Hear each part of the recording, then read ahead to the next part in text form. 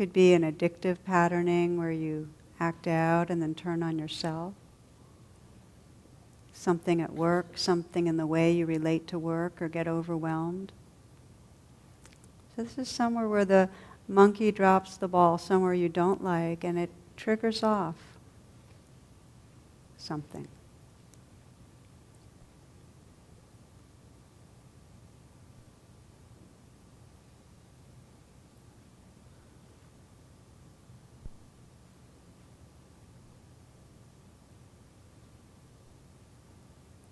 The more you can put yourself into the situation in your mind's eye and imagine what it's like, the more you'll be able to realistically explore what it would be like to pause. So if this is like a movie, just to bring it to the frame where you really feel tripped off.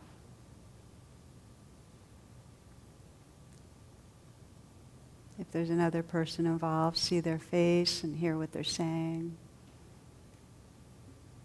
Feel what's going on in your body when it's happening.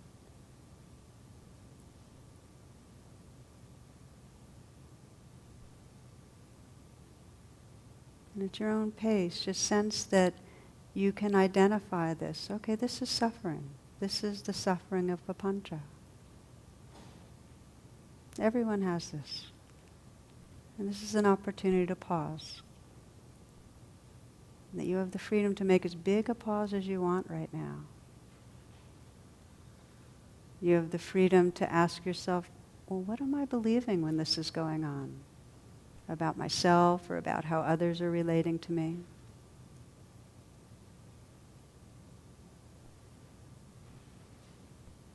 So this isn't like a really mental, cognitive investigation, just sense if something naturally presents itself, that maybe you're believing that you're inadequate or not loved, that it's going to be too much and you're going to be overwhelmed and not handle things.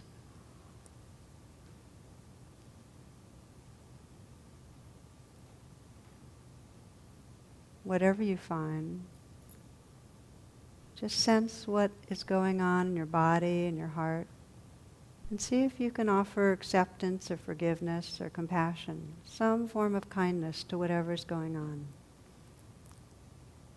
For some, if it's helpful to put your hand on your heart as a way to really connect. There's so much evidence that just contacting ourselves in a genuine, direct way makes such a difference.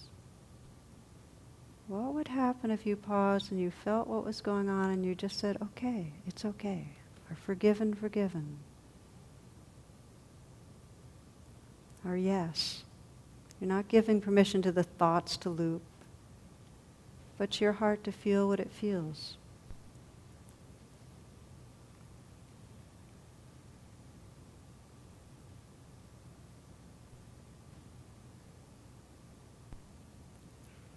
You might sense as you deepen presence the shift in your own experience of your own being, rather than the small self caught in reactivity.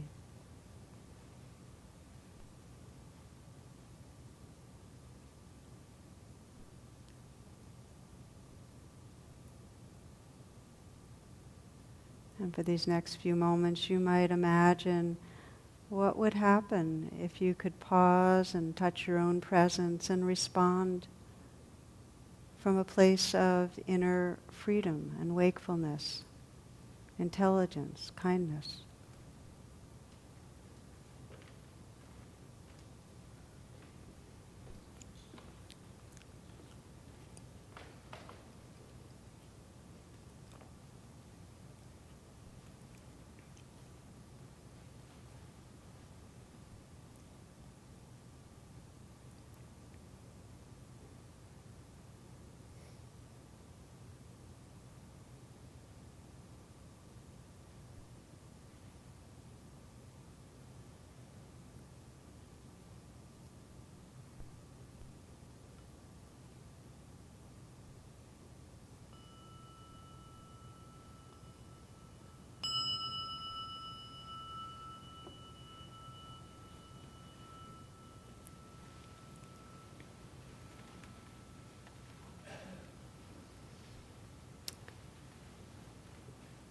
Just a note on these guided reflections.